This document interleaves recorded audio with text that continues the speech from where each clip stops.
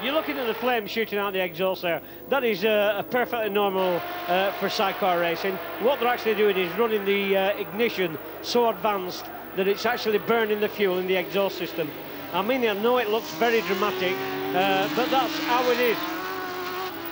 Klaus Klaffenbach had problems in the first session, problems with the ignition, came back in the second session and put in a half respectable time, dropped his lap time by 2 seconds in final qualifying, but maintained 6th place on the grid. So Klaus Klaffenbach has had not the best start to the weekend. Maybe he has been a bit busy with this Supersport deal that he's got. Maybe he hasn't been spending enough time with the sidecar to get the lap times in the right spot. Looks like Webster having a look up the inside of Steinhausen. No moves yet from Webster, but I think he might just be sitting there although a big slide from Webster. Maybe he is having a bit of a try early on in the race. I'll tell you what it is, Rob, and all, Jörg Steinhausen is looking very, very aggressive this weekend. Looking at the body language, Jörg is there to win this race, and Steve Webster will have to do everything he can possibly to get past him. Yes, well, here's a replay. Look at Webster in the back, the Castrol machine. How sideways was that? I don't think there would have been a problem. Maybe a bit of dirt or something on the track, but he's just thrown that thing straight into the corner and the rear end let go. Yeah, what's happening there, Rob? I think he's just running offline a little bit, and he's getting on to where all the waste is from the tyres, and it marvels, as we call them in the trade, and it's caused Steve Webster 1 or 2 problems. Yes, he'll remember that for next time. Martin and Tony, Steve Webster actually followed Martin and Tony Van Gils in one of the qualifying sessions, and he was full of praise for the Dutch team. He was saying that Martin is driving the best he's ever seen. Very, very smooth. Only made a couple of very small mistakes where he didn't brake late enough into a couple of turns. But praise from Steve Webster onto the Dutch duo in 4th place. Yeah, they've come on leaps and bounds, Rob. The Van Gils from being literally midfield to World Championship contenders. Lap times so far aren't the competitiveness of qualifying. We're running high 59s at the moment, so this is a gentle pace that we're seeing. Gentle pace at the front. Steiny won't be going out too much. He's got a lot of racing on this weekend. He won't want to tire himself out. No, and of course the tyre belt. He'll be saving the tyres as best as he can, because with his experience, will know that to push the tyres early on in the race causes problems. Into the Tamburello on lap 4. Webster a little bit more in control that time. There you see Paul Woodhead duck his head down through that left-hander, and this is the drag up to Villeneuve. He's driving with attitude, is Steinhausen. But Steinhausen's just had to get off of his bike from last year at Hockenheim. That was a 1200cc machine. The gearing and the brakes are opposite feet on that machine from last year, and he's had to fly back down here, get on to a 1000cc machine and change feet in his head. Yeah, he can do that though, can Jörg. He's experienced enough now. We'd have called him a new boy a couple of years ago, but yeah, he's doing all right now, and he's going to be a World Championship contender. There's Tom Hanks and Phil Biggs, the Houghton Fabrications duo there. They're in 7th place at the moment with that recently rebuilt motor. They're in front of Tim Reeves and Tris Reeves and Bill Filk and Yodi Yendel on the back of Bill Filk. So that's the English teams there, I'd say, through from 5th, 6th, 7th and 8th place. Yeah, I'll tell you how it is now. Tom Hanks has grown up a lot in sidecar racing. He's saving his tyres. And have you noticed, Rob, that towards the end of each race now, Tom is coming on very strong, saving his tyres, saving his engines, and putting the effort in at the last lap. But I think he has a problem. He's done a 2 minutes 5 lap time. That's at least 4 seconds off what he should be doing at this point in the race. So we'll keep a look at Hanks. Maybe it was something to do with the incident of Abbott. We don't know what happened on that first lap. So it could be anything at the moment. It could be the head gasket that he repaired. Could be something damaged on the chassis. I'll tell you what it is now, I know, Rob. Steve Webster is now looking at Steinhausen, and I haven't seen, dare I use the word ragged. Steve Webster's looking a little bit ragged and a bit shaken at the moment, and I think he needs to get past Jörg Steinhausen to settle down. I'm sure you were going to say you haven't seen Steve Webster ragged for a long time, but I'll recall you Assen race 1 where Steve Webster smacked straight into the back of Steve Abbott. Steve Webster is getting a little bit ragged these days. he's having to drive very hard now to keep with the young superstar riders now that are coming on. And yeah, Webber's having to put the effort in now, and I've never seen him look as so aggressive for so long. Lap times have dropped 2 seconds a lap for the first two, maintained for Klaffenbach. So Steinhausen and Webster have just pulled straight away from Klaffenbach and Van Gils. And Webster almost looked at a move there, almost went to the inside there, going over the top of the hill. Jörg Steinhausen will know he's there, and Jörg will put all the effort in to keep Stevie Webster behind him. Aqua Minerale down the bottom of the hill. This is where you need the grunt of the machine. You need that power transmitted through that 10-inch wide rear tyre. Steinhausen with a wide entry to the chicane. Webster a bit narrow, running over some more curbs. We'll have to look at that later in the race, because that will affect tyre wear, it will affect suspension. Yeah, it creates all sorts of problems there, Rob, because what happens is it throws the machine out of balance. The suspension, he's not doing what suspension should do, and yeah, it just causes problems. Hanks has now done a 2:05 again, but it's shown up as his fastest lap. So Hanks is definitely not lapping very fast. And also Skeen has done a 2 minutes 10. So Skeen has had an off or some sort of problem somewhere on the last lap. Oh, Steve Webster there. I mean, he's putting the effort in. I mean, you don't see Steve Webster racing like this generally. He is Mr. Control. But at this moment in time, he's having to put everything that he knows into sidecar racing into keeping up with Steinhausen. But he's not keeping up with Steinhausen. He lost another 10th or more that lap. And Steinhausen seems to be putting in a couple of laps just to try and break Steve Webster. Bold move. Yes, what he'll be doing is getting pit signals, obviously, from father, ex-world champion, Rolf, and he'll be telling him exactly where he is and where Steve Webster is. And yeah, he'll be maybe putting a couple of quick laps in to try and shake Steve Webster off, rather him than me. Klaus Klaffenbach has pulled away from Van Gils now. Klaus Klaffenbach with a 59.1, so he's dropped a second off of Van Gils.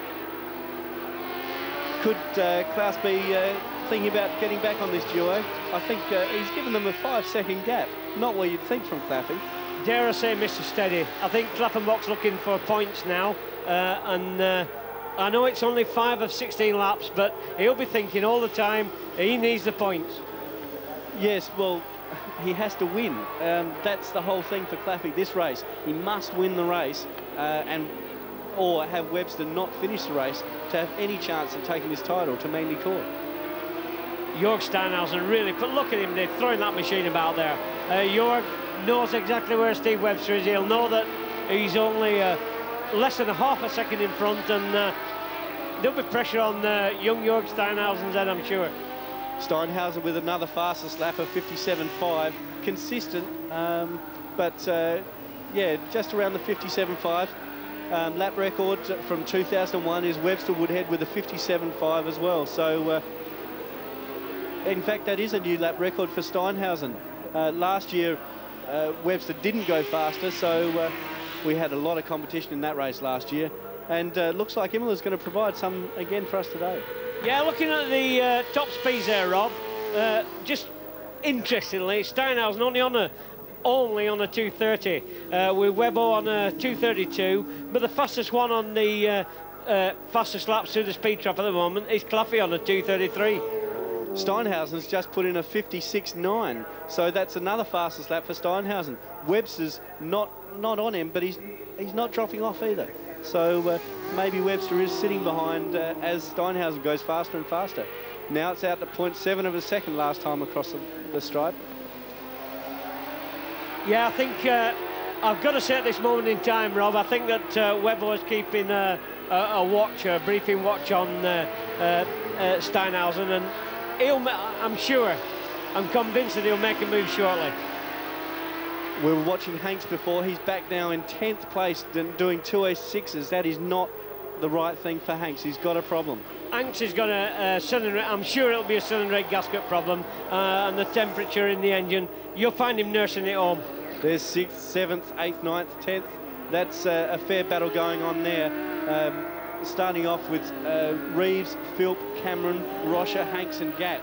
So, oh yeah, there is something going on there. Let's look for damage on Hanks' machine. Can't see any on that side. Phil seems to be holding on all right.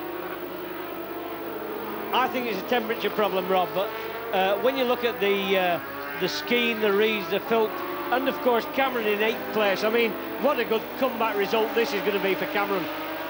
Yeah, well, Hanks is down. His top speed is only 2:14, so yeah, a definite problem there as well. He should be up around the 2:25 mark. But Gatt as well. Gatt's got past him this lap.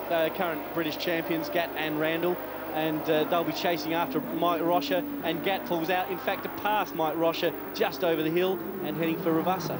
In 8th place, Rob Cameron, ex-British grass track champion, so he's doing very well. Yes, Rob Cameron, first race of the year for him after thinking about Valencia. He's had some bike problems. In fact, last week he had the bike catch fire at a testing session, and in fact the first time to practice, the bike caught fire again, so he's had a lot of problems with fuel and with the temperature of the exhaust. So Rob Cameron is okay there now. Look at that in 12th place, Dernancourt, the new French wildcard. In 12th place, I know he qualified a little bit better, but that is a lot of pressure on him to... he qualified in 7th place, right? And for him to be lying in 12th place at the moment, that is respectable. Yes, I think he actually got caught up with Hanks and Abbott in that first lap melee, so he'll be trying to do some consistent times and learn from the experience. I'll tell you what it is, Rob, Steve Webster, I haven't seen Steve drive that machine so hard. He makes it look so simple in most Grand Prix where he's winning all the time, but it looks like he's under some pressure from Jörg Steinhausen. This is a great battle here, 6th place. Hanks is involved there, Gatt's involved, Rocha, Rob Cameron out the front there. They're going all over the place, and I think the French guys are being pretty sensible, just sitting in behind and watching it all go.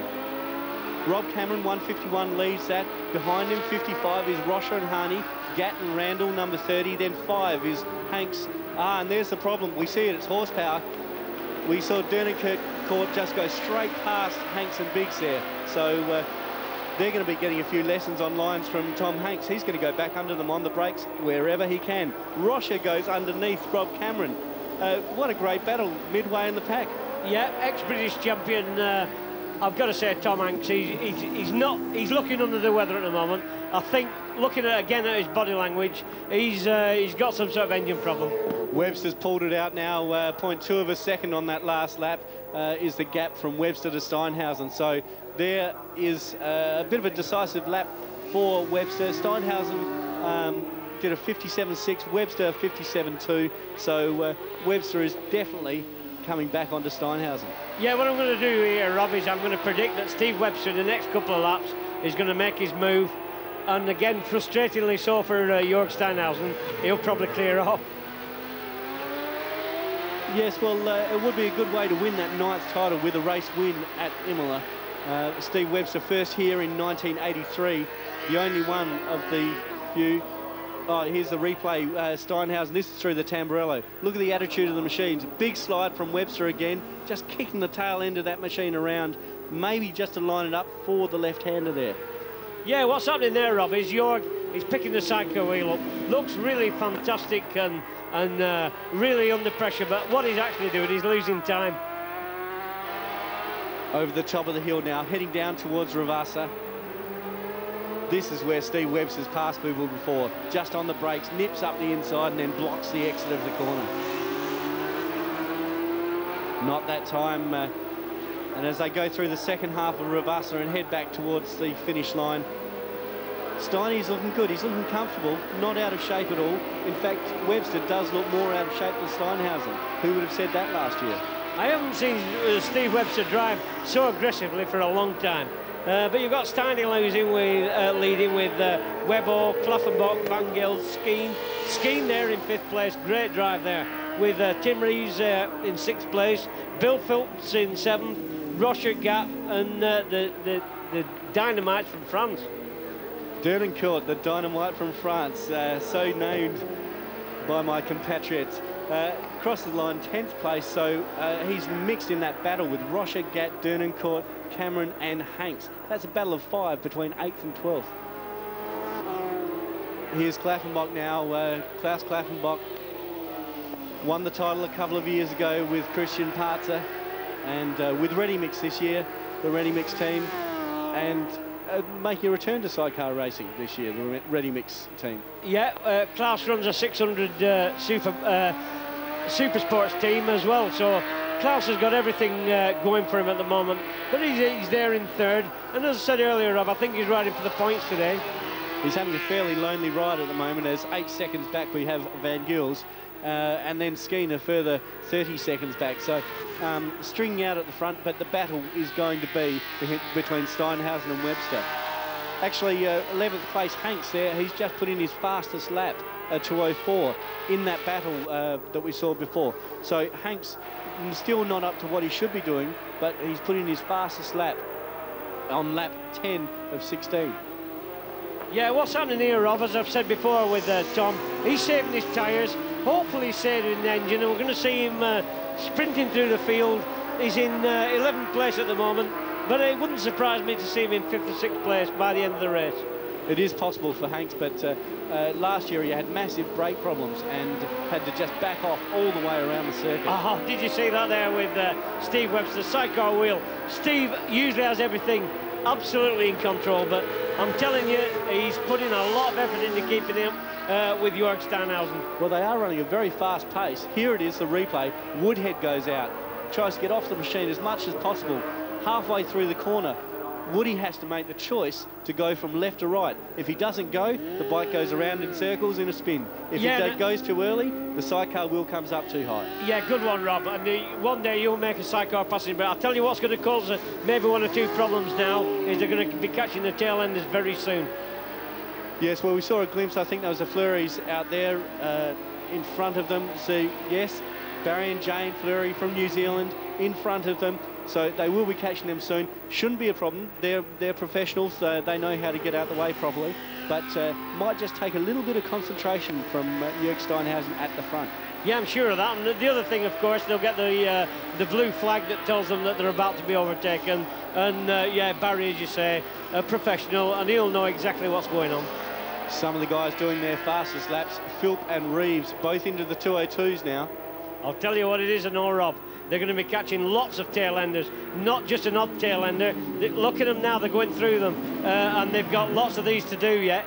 Okay, looks like Webster's been balked very badly by the French Labaille, and Steiny goes past the Fleuries, and he's going past Andy Peach as well. So that was a great move for Steiny with the traffic. Webster got absolutely balked, and I'm sure we're going to see the fireworks from Webster. Always a problem is tail enders, Rob. But you can see now that Jörg Steinhausen has took complete advantage of that, and yeah, he's got quite a nice little gap, thank you very much. Well, Webber just blows past Andy Peach and gets the Fleury's under brakes into the chicane, so he's okay now. He's cleared those back markers, and let's look at the gap crossing the line. 2.8 seconds that cost him. It cost him a lot of time, that. Over 2 seconds to get past the tail enders. Always a problem, Rob. You'll find tail enders always a problem, but yeah, unfortunately on this occasion, Steve Webster's paid the price. 5 laps to go, 2.8 seconds to catch. I think Webster can do it, but we're going to see some fireworks before he gets to this checkered flag. Klaffenbach in third, 14 seconds behind, Van Gils behind him, and then Skeen, Philp, Reeves and Dernencourt. Philp and Reeves are on a charge as well. We'll have to look back at that battle as well, but battles all over the track here in this Superside race. Incredible action. A lot of effort from Jock Skeen in 5th position. Be one of the better results for Jock, and that will be his best if he finishes 5th. Equal best with Silverstone last year when he was a wild card, I believe, off the top of my head. Yeah, but they're again in 6th place, Philp, 7th Reeves, 8th Dernencourt, 9th Rocher, and what a good ride from Gatt in 10th place. Yeah, that is a battle. Reeves, Skeen and Philp are all together now. Reeves have just put in a big lap and he's passed Skeen, so Reeves up to 5th. Tim Reeves in a new team now, trying to create impressions. It's contract time, Rob. It's contract time, yes. Team M&M signed Reeves midway through the season. This is his 3rd event, 4th race, and he is doing very, very well for M&M. Here's the battle. Skeen second there, and that's Yodi Endel's face we just looked straight into the visor of. This is the battle for 5th, 6th and 7th. They're doing around 202s and battling hard. Couple of different lines. Bill Philp with that horsepower problem, Skeeney running a Suzuki, and Reeves running an R1. So R1's front and rear and a Suzuki in the middle. Skeen, oh, that's a big, bold move from Jock Skeen and Neil Miller. Look at that aggressive Scotsman. He's going back to Jock. He's now hungry to get into that position. Well, actually, I had dinner with him last night, and they did bring out the haggis. So Jock Skeen is utterly prepared for this race. Yeah, Jock will be. If he can grab a place, Jock will do. And you'll see, oh, look at the move there from Bill Philp trying to move on the inside, because it again is an England-Scotland battle. Yeah, Philp up the inside. Oh, Jock hasn't seen him. That's very, very much side by side there. And this is a great battle here. Philp now going past Skeen. That does allow Reeves to get out in front a bit. Jock might just need to wipe away some of that red mist on his visor and take a moment just to look back. He's still got a few laps. If he takes a breath, comes back at them, maybe he can get past. That was a very brave move there from Bill Philp. He had the actual sidecar on the grass, and he made the effort. He had the drive, and yes, he pulled away from Jock. Yes, well, Yodi Endel, the passenger there, unfortunately came out of the machine last weekend at Silverstone, I believe, and there was a spectacular photo on the internet of him running along the ground on his head. I think there was photographs taken by you, Rob. No, unfortunately, that one wasn't taken by me. But back to the battle here. Reeves and Philp has absolutely caught him now. So Philp on the back of Reeves. This is what I was saying before. He doesn't have the horsepower, but he can catch up time under brakes, sitting just off the back of them as they go through Villeneuve. Throwing it sideways, not as sideways as Jock Skeen, though. Into the tosser curve. Bill Philp goes out wide. Reeves blocks the line. Power up the hill. So... well, Reeves having a big look behind just to see who was there, what was going on. That's interesting to see from the mid-pack guys. Yeah, very unusual that, Rob, that you get the actual sidecar driver looking behind, because generally pit signals are everything that they need. So Philp a bit squirrely through the top of the corner there, down in Acro Minerale. Excellent pastoring from Neil Miller. He's staying on well today. Back to our leaders. Steinhausen goes through. Jörg Steinhausen, Trevor Hopkinson. Second place, Webster and Woodhead. They haven't caught him. In fact, Webster is doing 2 seconds a lap slower. Has Webster got a problem? They just lapped Rob Cameron there, Rob Cameron and Mark Cox. I'll tell you what it is, Rob. Webber's about 5.5 seconds down now on Jörg Steinhausen, and Jörg has settled into this race. And I think he's saved his tyres. He hasn't put a lot of, when I say a lot of effort into it, he's put lots and lots of effort into it, but he has saved his tyres, and I think he's actually showing the old master some new tricks. Well, yes, this is great for Steinhausen, because remember at Assen, he came into the pits with a suspected flat tyre. He came in, Rolf said, there's nothing wrong with it. What are you doing in here? He came back into the pits after the race, and he didn't want to look at anyone. He was so embarrassed. He spent 3 days not talking to anyone. The week after that went to Oschersleben, the German Championship, blitzed everyone and got his confidence back. Yeah, I think the word is sulking that you're looking for there, Rob. When he actually come in, he just couldn't understand that, why the machine was handling so bad. Thought he had a flat tyre. He pulled in, Dan looked at the tyres and said, get out there and get it done. So Hanks now in front of Dernancourt, Rocha and Gatt. So Hanks up to 8th now. A little bit behind this battle, and I don't think we'll actually see him up there, but Hanks has recovered and he's down into the 202s now. I don't understand this one with Tom Hanks. Tom is a top front runner, and he's obviously got some sort of problem, but you've Jörg Steinhausen there. Now pulled another 3 seconds on Steve Webster, so you could be predicting exactly what you said, that maybe Webster has a small problem. Well, that's another 3 seconds that lap. I don't think Claffey will catch him, but yeah, it just seems a little bit strange that with a few laps to go, Webster would knock it off so much. Maybe he has got an overheating problem. We'll look for signs on the bike. There doesn't seem to be any steam coming out of the radiator or anything like that. but he just does not seem to be accelerating through on the exit of the turn. Yeah, looking at Steve Webster there, the body language is telling me a lot, that he's looking now for a second place at least, and hopefully he's going to keep on that, but Claffey will be chasing him, and I tell you, Steve Webster's definitely got a problem there. Well, not long to go for Webber, so he should be able to ride it out. Van Gils in 4th place has had a great but lonely race. The battle at the moment is 5th, 6th and 7th. Reeves, Filth and Skeen, they've been swapping the paint, swapping the places, and having a great race. Yeah, what's happened here, Rob, for the Van Gils? It's been a Sunday afternoon or a Saturday afternoon jaunt, because usually they are among the thick of the things, and Tony will be wondering what's going on at the moment. Yeah, Skeen just dropping off that battle, 1 second behind Philp and Reeves. We're looking at Webster and Woodhead here. See how the passenger climbs out of that platform. Spaces for the feet to go, back onto the knees, pushes across the fairing. You'll see the handholds here as they go around the corner. There's where he holds on with the hands, back down to the knees and slides himself across behind Webber again. I'll tell you what it is, Rob. He's looking behind now, he's a passenger, and he's looking for Claffenbach, because he knows, the passenger knows that they've got a problem. Steiny takes the last lap board, and everything will be going wrong in his mind now. He'll be listening for extra noises in the engine. They had their first real win together, they said, at Misano this year. This will be their second. Trevor Hopkinson and Jörg Steinhausen, the odd couple of sidecar racing, you'd have to say. A British guy and a German guy coming together, and it's worked so well. Yeah, more to the point, he's a Yorkshire bloke and a German bloke. And yeah, they've come together, and they're a perfect team, and a young upstart and an old passenger, and yeah, it works perfect. 3rd place, Klaus Klaffenbach and Christian Partzer. The number 3 machine, not really powering it through, I'd say, at the moment. Again, you're looking at the teams, and I've got to say, with the body language is telling me that they've all got problems this weekend. Tough track.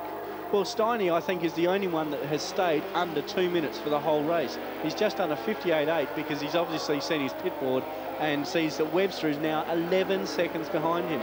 Klaffenbach is a further 19 seconds behind. So it really is dragging out a bit. He'll be enjoying this lap, you believe me.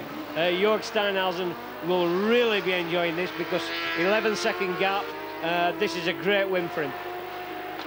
Yes, but Steve Webster in 2nd place will be knocking it off, but also thinking if he crosses the line if he crosses the line, he will be the world champion for 2003.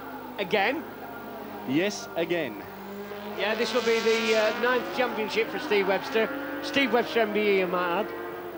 Well, he's been racing for many, many years and has had his ups and downs. He's seen a lot of change in this sidecar racing business, and here it is, the win for Jörg Steinhausen and Trevor Hopkinson.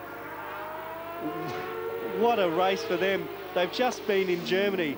They've flown back down for the race. They're going to win the race here. Well, they've just won the race here. You can see the joy on their face. And then they're going to go back to Germany. Steve Webster and Paul Woodhead come across the line for 2nd place. Now makes him world champion. And Steve Webster and Paul Woodhead are the new champions. 3rd place coming across the line will be Klaus Klaffenbach and Christian Partzer, who had a very, very lonely race. There, Menge and Bedolt, they've crossed the line there. They've got points. They're in 14th place. Points make prizes in this game, Rob, and yeah, Steve Webster, we've been saying how his body language and the rest of it, and how, but he's actually going on to win the World Championship. Yes, excellent for Steve Webster and Paul Woodhead, the passenger. But here are the winners of the race. Jörg Steinhausen, Trevor Hopkinson, waving to the fans. Big crowd, I might add, and all have stopped behind to watch this sidecar race. They do like the sidecar race in Italy. Yeah, they're hanging off the fences and having coffee in the little bars that dot around this Imola circuit, and really enjoying what goes on. Steiny gets right out of the bike there. He'll be enjoying it. I mean, what he was talking about to me yesterday was the fun of sidecar racing. That's why he kept it a secret that he was doing this German championship. He just wanted to surprise everyone that he was going to go back to Hockenheim, qualify this morning, fly back down to Imola, race here, and now he's got to fly back to Hockenheim for another race win. dare I say, Rob, that he was born and bred for sidecar racing. Well, Rolf Steinhausen, 2 times world champion, I'd say so. Yeah, he's a great champion, his father. And there we see a handstand. That's Andy Peach's passenger Lawrence there with a handstand. Peachy with a bit of a chuckle on there too. How does he do that, Rob? Here we go again. The feet go up. And I have never seen that before. That is just amazing how that happens. Peachy now doesn't need to hit the brakes. Yeah, well, I do believe he'll have a little bit of trust in his driver there, Rob. Yeah, a little bit of trust. And a fairly good fitting helmet, I'd say now.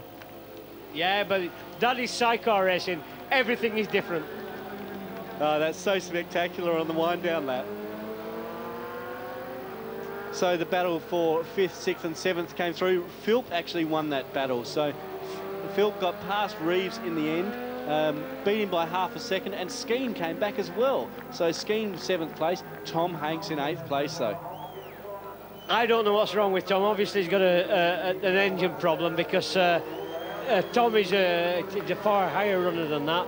And I think, yeah, look at the marshals there getting on the knees and bowing down to them. That was a very good race. Excellent race, Steiny. We all thought that Webster was going to come back at him, but in the end, he couldn't. I predicted that Steve Webster was going to come back towards the end of the race after he'd saved his tyres and everything else.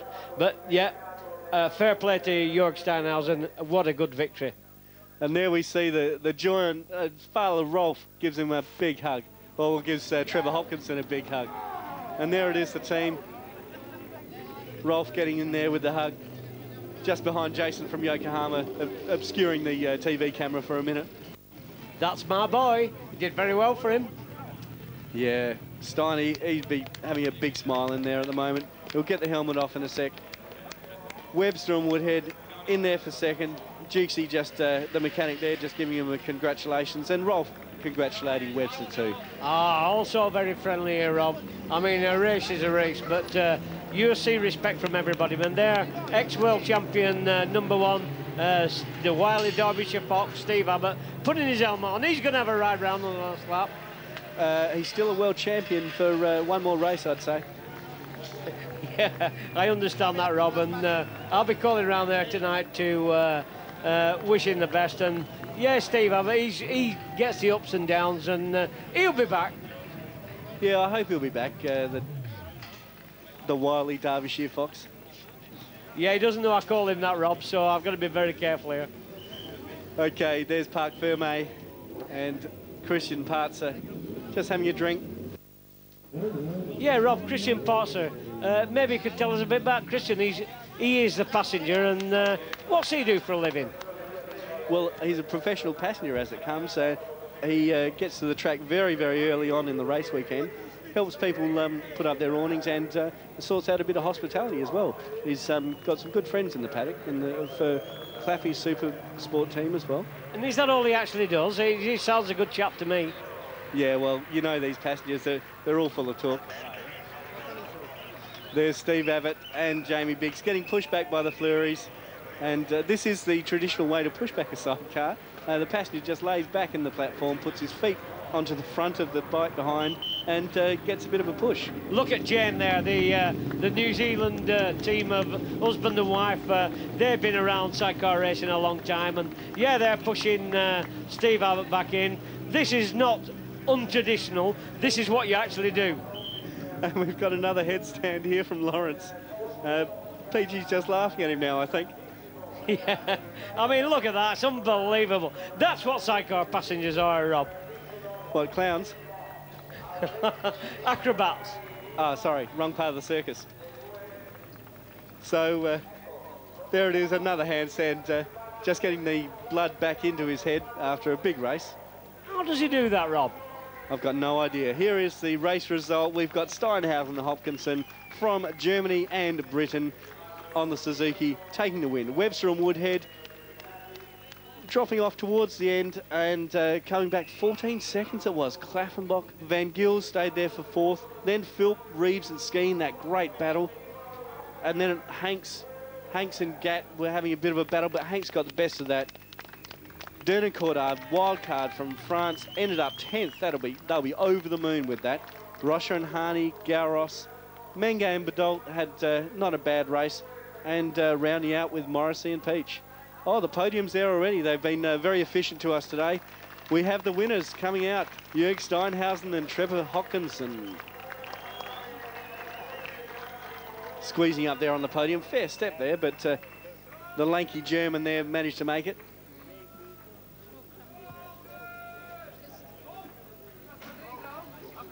What annoys me, Rob, they take their helmets off and they look as though they've just had a run around the park. I mean, it's absolutely amazing. When I used to take my helmet off, it was just a ball of steam. People preferred you to leave it on, didn't they? Cheers, mate. So the presentation for third out of the way. Webster uncharacteristically taking a second place. Woody having a bit of trouble reading the plaques. Take that one anyway. And Webbo taking the congratulations. Who's that gentleman doing the presentations, Rob? That's one of the mayors, I think it's the mayor of Imola, who's come down to make the presentation. You know everything. You can pull it out when you need. So there it is, the congratulations to Jörg Steinhausen and Trevor Hopkinson from the mayor of Imola. Yeah, they'd be saying thank you, Mr. Mayor. That was a well-deserved and well done to Jörg Steinhausen. That was a great drive. Unusual to hear the German national anthem because usually it's Rule Britannia and Steve Webster and the rest of it, and maybe this will be a bit of an awakening for Mr. Webster. Yes, well, we haven't heard it since Mazzano when Webbo made that big mistake and blistered his rear tyre. Steiny rode a great race, and Hanks as well. Brother Mike on the podium taking the manufacturer's trophy, brother of Jörg Steinhausen. Big team event, Rob.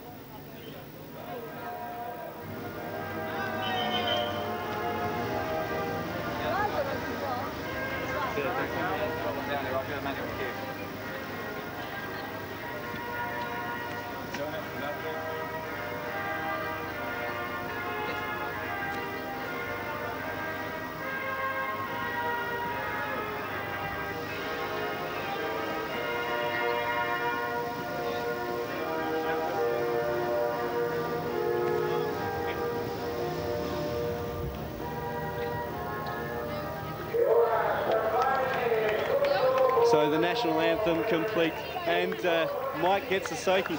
Jörg's not putting the trophy down, but he's still spraying the champagne. Bit of a celebration on the podium there. Webbo probably saving a bit for later on tonight. He'll be going back to his coach. He's got a lot of guests down there to chat to, so probably dishing out a bit of that podium champagne for them. We've got a special interviewer on as well for the first, second and third places. Chris Herring will be throwing the questions at him, and I think that Chris will he'll sort this thing out. We'll know how the race went when Herring actually gets involved and asks the questions. Okay, so the rider standings now. Webster 186 points and Klaffenbach 162. So I think there has been a mathematical error on your part, Norman. I'm putting it straight down to you. That is 24 points. A race win and a DNF at Magny-Cours could see Klaus Klaffenbach take the title. Yeah, thanks a lot for reminding me on that one, Rob. Yeah, again, I've got to hold my hand up and say I was wrong there, but Steve Webster looked to me as though he was riding for a world championship and not a race win there, and I'll have a word with Steve Webster later on. So here are some highlights from the race. The button gets switched, Steiny goes the inside, but Webster also out-dragged him. Bit of a melee. Let's look for what happened in that first scene. Abbott was involved. Webster got out in front of Steinhausen. We don't see what happened with Abbott. We'll have to wait for the interviews later in the paddock. Webster looked to be a little bit out of control.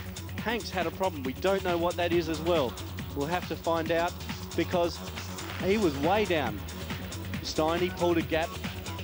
Webster really, really tried to stay with him. He was within 0.2 of a second, but just couldn't quite do it. Klaffenbach, lonely race in third. And there we see again Webster trying very, very hard, but not able to beat Jörg Steinhausen and Trevor Hopkinson. Bit of lap traffic came into play. Webster got the raw end of the deal there. He was 2.8 seconds after that. And then there's battle for 5th, 6th and 7th. Reeves, Skeen and Rolf Steinhausen crossing the fingers on pit lane. He didn't have to cross them too much, or maybe that's what it was, but Jörg Steinhausen and Trevor Hopkinson take the win. Rolf Steinhausen, very, very happy boy. Big hugs on pit lane. Mike and Rolf there. It's a family affair with the Steinhausens, and Rolf is very, very happy. Let's go down to Chris with the interviews for the top 3. Christian Part's a 3rd place in today's race. How was the race for you? Naja, das Rennen war eigentlich nicht besonders, aber eine Chance haben wir noch, eine kleine, und vielleicht können wir sie nützen beim letzten Rennen.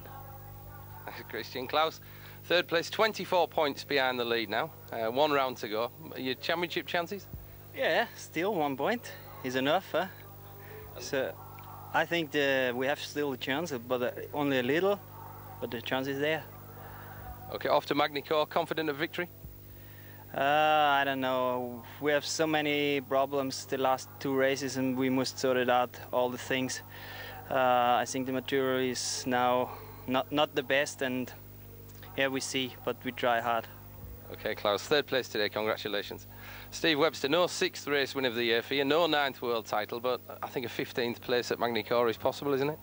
Yeah, it's, the championship's not decided by no means. You know, I've seen Rolf Bieland in the past lose the championship when he only needed 1 point to win. So I know these things can happen. So it's still it's the championship's still open. But important thing for us was to finish good result today. There's no chance for us to catch Jürgen and Trevor today. They drove very well, and sometimes you get beat, and it happens. Okay, congratulations on 2nd place. Paul, the race itself, the back markers played a little bit of a part with about 5 laps to go. Yeah, I mean, we were following Trevor and Jörg. They were a bit quicker than us through 1 or 2 other sections. We were a bit quicker than them through some of the others. I thought Steve was just biding his time because we knew where we were going to do it. And then we got involved with some back markers, and Jörg got a couple of seconds on us through the back markers, and it just wasn't possible to catch him. So we were riding hard. Well, congratulations on 2nd, and good luck at Magny-Cours in 3 weeks' time. Yeah, congratulations on their victory today, and I believe qualifying at Hockenheim in Germany earlier today. Tell us a little bit about that. Yeah, well, we have a clash with a German round in Hockenheim. It's the 3rd this year so far, so we organized 2nd bike, and overall 15 people are involved to organize that thing, and yeah, we had bad luck in qualification, 18th place in German Championship, win today, so well, I'm quite pleased with it.